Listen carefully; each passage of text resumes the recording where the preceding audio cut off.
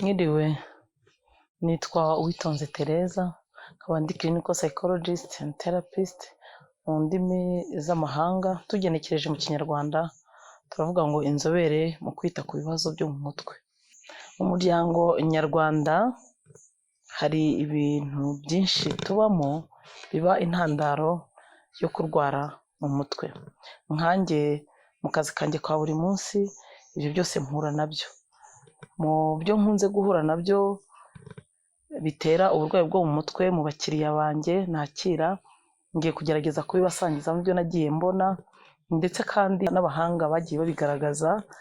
Muri byo harimo ibi bikurikira: indwara zo mu mutwe ziterwa n'ibintu byinshi bitandukanye, harimo intambara.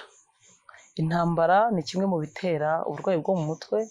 Ngira ngo muri iki gihugu iwacu mu Rwanda twagize ibyo bibazo. Mu ntambara harimo za event cyangwa se ibintu bitandukanye abantu bahura nabyo bibatera uburwayi bwo mu mutwe, harimo kubona bishwe, harimo gukomeretswa ku mubiri, harimo gufatwa ku ngufu n'ibindi. Dukomeje ibitera uburwayi bwo mu mutwe, harimo nanone na jenoside. Jenoside turazi ko mu isi hari jenoside zabaye, ariko no mu Rwanda hari jenoside yakorewe abatutsi 1994, nayo yabaye hano muri iki gihugu. Ni imwe nayo mu mpamvu itera uburwayi bwo mu mutwe. No mu bakiriya banjye ndababona abantu batandukanye bafite uburwayi bwo mu mutwe buturuka kuri jenoside yakorewe abatutsi mu Rwanda 1994, haba abana, haba abakuru, haba abayikorewe, haba abayikoze, haba abakomoka kuri ibyo byiciro byombi, haba ababyumvise, haba ari mu makuru bareba kuri za televiziyo babwirwa se, cyangwa se ari n'abaza gusura u Rwanda rwacu bakabona ibyabaye muri iki gihugu binyuze mu bimenyetso bibigaragaza dufite muri iki gihugu. Turebye yenda nk'ingero zifatika, dushobora no kunareba twitegereze n'ibikunze kuba mu gihe cyo kwibuka. Turabibona ko jenoside yakorewe abatutsi ifite ingaruka zigera kuri 2 zisenya cyangwa se zasenye ubuzima bwo mu mutwe. Turi kubona guhohoterana, icyo bita intergenerational violence, hakanaza kandi na transgenerational trauma. Izo ni ingero z'ibyo turi kubona mu rubyiruko mu bavutse nyuma ya jenoside. Ugasanga umwana nawe arimo ararangwa no guhohotera abandi bifitanye isano n'ibyabaye, cyangwa se bifitanye isano n'ibyabaye muri iki gihugu jenoside yakorewe abatutsi. Hakaba nanone no kuba turabona abana b'urubyiruko batariho muri iki gihe cya jenoside barimo bagaragaza ibimenyetso by'uko bafite ibibazo byo mu mutwe. Ugasanga ni abana bagira inzozi mbi kuri jenoside yakorewe abatutsi batari bahari. Abana tugera igihe cyo kwibuka ugasanga abana babuze umutekano, baravuza induru, abandi urabibona ko bararira, abandi barafite ubwoba. Turabibona, ndanabibona kenshi iyo nagiye gufasha abana mu mashuri yisumbuye, aho mu gihe cyo kwibuka mu mashuri yisumbuye nyine ibyo bimenyetso navuze hejuru bigaragara. Ubwo ni ingero zimwe nari ndimo mbereka ukuntu jenoside yakorewe abatutsi ari kimwe mu bitera uburwayi bwo mu mutwe. Ubwo navuze ku rubyiruko rwavutse nyuma yayo, noneho ababibayemo nabo bafite ingero nyinshi cyane. Hari uburwayi bwinshi bwo mu mutwe buri guturuka kuri jenoside yakorewe abatutsi. Hari abayikoze, ugasanga haracyariho gukoresha amagambo akomeretsa abantu, abandi nabo ugasanga baracyarangwa n'ubwoba. Turababona haba mu gihe twibutse cyangwa se no mu bihe bisanzwe, kubera ko ubwonko bwacu ibyo bihe bibi bwabayemo bwarabyanditse. Hanyuma igihe umuntu atanabishaka, atanabitekereje, we atifuza ko abigarukaho bikagaruka. Ugasanga rero bamwe baragira inzozi mbi, abandi ugasanga barafite ubwoba, abandi bakitwara nk'aho biri kongera kuba kandi byararangiye. Abandi ugasanga barahunga abantu, barihisha, abandi ugasanga barahora bikanga, abandi baratekereza ibintu byinshi icyarimwe, ntibari hamwe, barajagaraye. Ugasanga umujagararo uraboneka. Abandi ugasanga bararangwa no gukora ibikorwa byo kwihara, abandi bararangwa n'umujinya mwinshi cyane.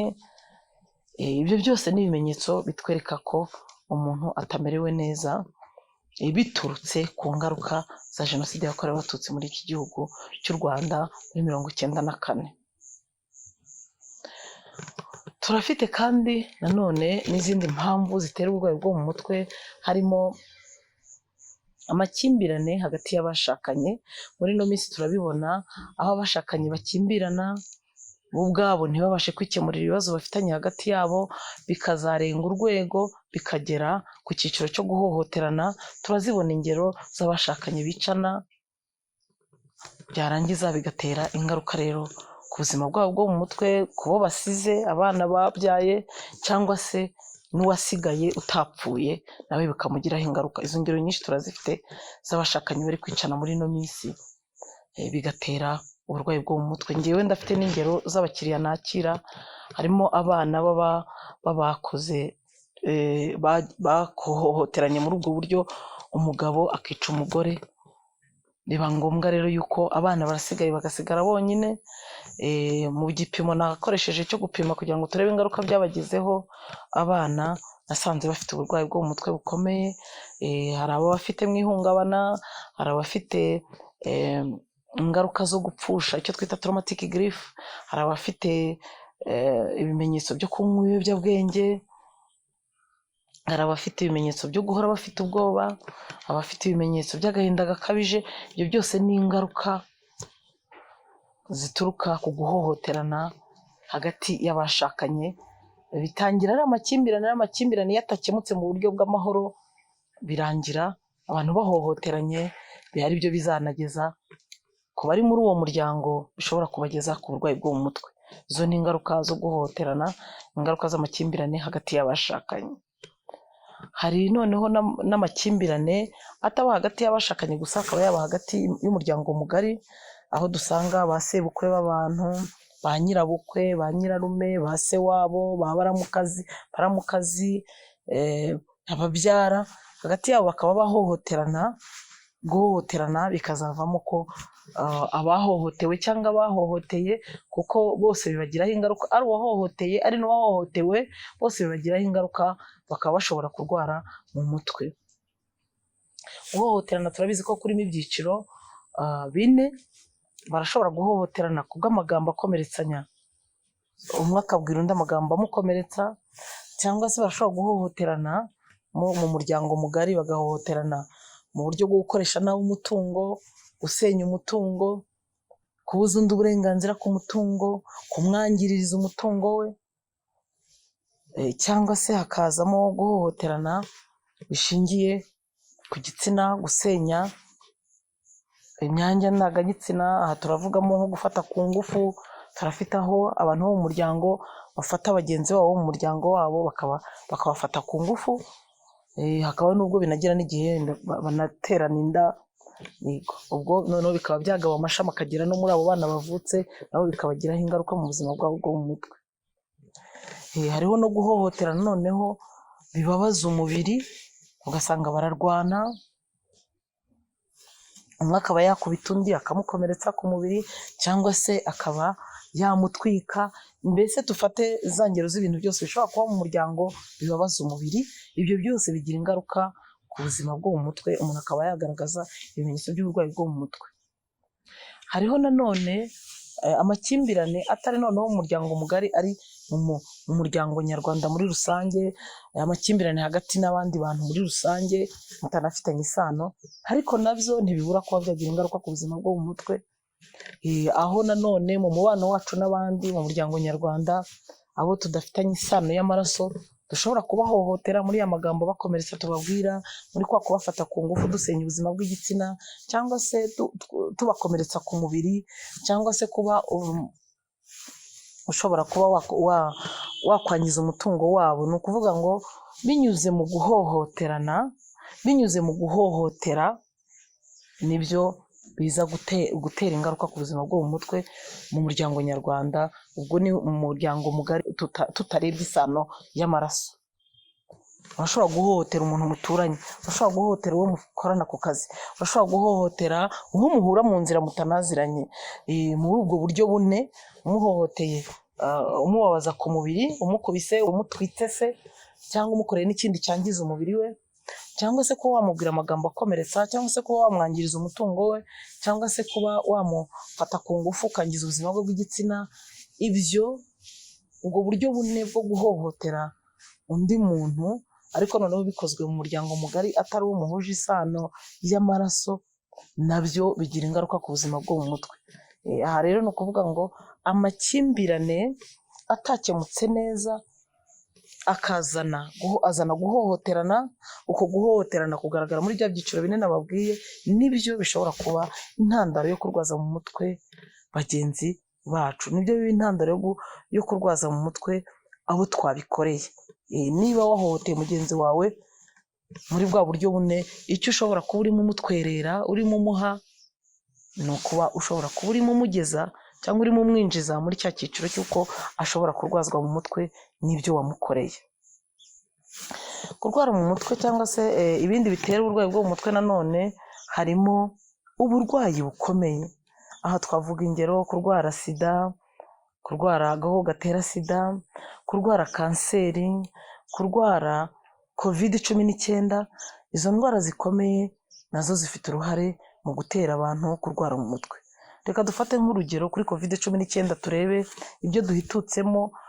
N'ubu navuga ngo bitararangira burundu, kuva 2020 kugeza ubu turacyari mu ngaruka za COVID-19, aho abantu babuze ababo, bapfusha ababo mu buryo butunguranye, bapfusha ababo batabasha kubashyingura, bapfusha ababo badashobora guhamagara imiryango ngo ibashyigikire mu gushyingura mu muco nk'uko twari tubisanga mu muco wacu wa Kinyarwanda.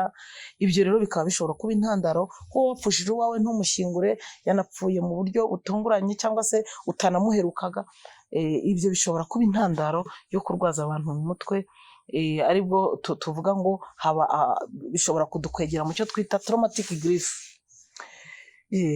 Cyangwa se nanone turafite abantu mu gihe cya COVID bagiye batakaza ibyabo, kubera ko kirya gihe abantu bitari byoroshye ko bakora nk'uko bari basanzwe bakora. Igihombo yinjiyemo kikaba cyaba intandaro yo kuba yarwara depression cyangwa se indwara y'agahinda gakabije. Abandi mu gihe twari turi muri guma mu rugo, ugasanga urugo rwaranzwe no guhohoterana, hakaba bagiye bahita batangira kugira indwara y'ihungabana, post traumatic stress disorder, bitewe na violence cyangwa se no guhohoterwa bagiriwe mu rugo. Harimo ingero nyinshi rero mu gihe cya COVID-19 zabaye zishobora kuba intandaro yo kugira ngo umuntu arware mu mutwe. Hari kuba warwaye kanseri, ni ukuvuga ngo hari uburwayi budakira, uburwayi bukomeye bushobora guteza uburwayi bwo mu mutwe nanone, aho umuntu atangira kwibaza, yenda tuvuge nk'umubyeyi yari afite abana, agatangira guhangayikishwa, agatangira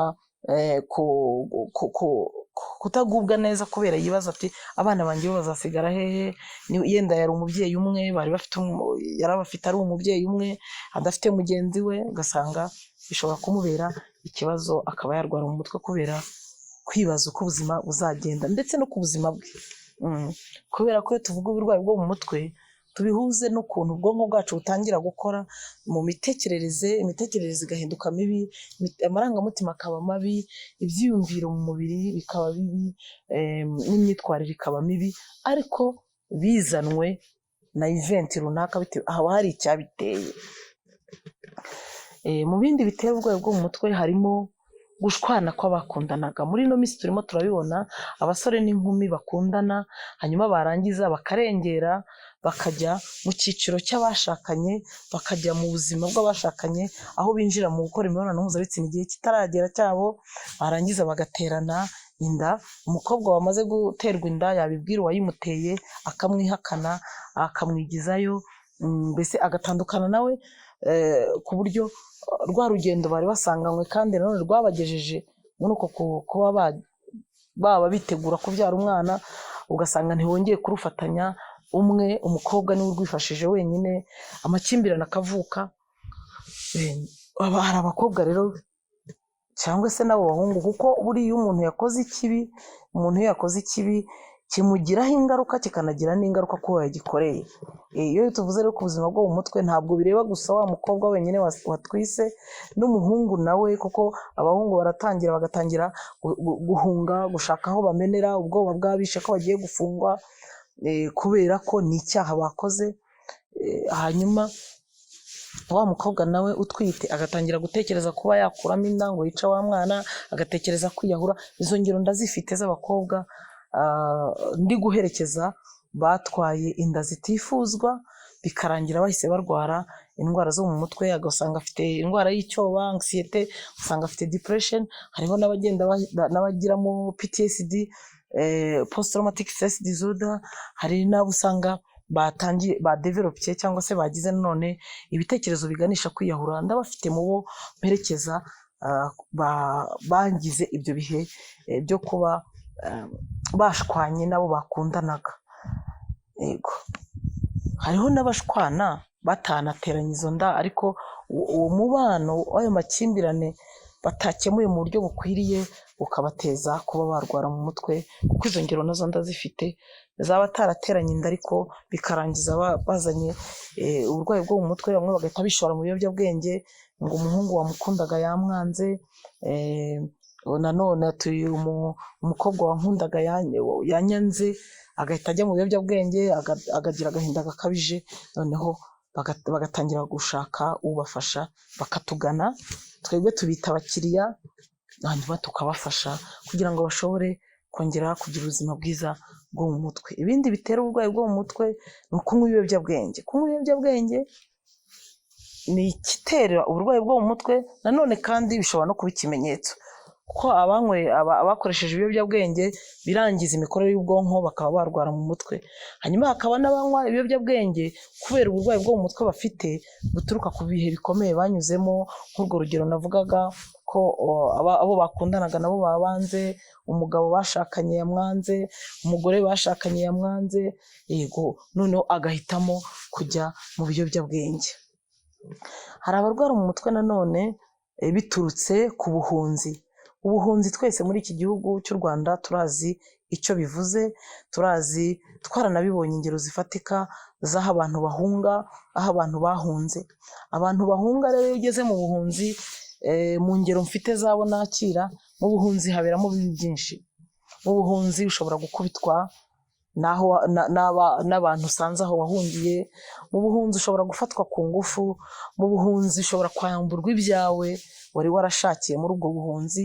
Ibyo byose bikaba byakugiraho ingaruka, ukagira ibibazo byo mu mutwe. Hari abarwazwa mu mutwe nanone kandi n'ubushomeri, nabyo turabibona muri iki gihe cya COVID-19.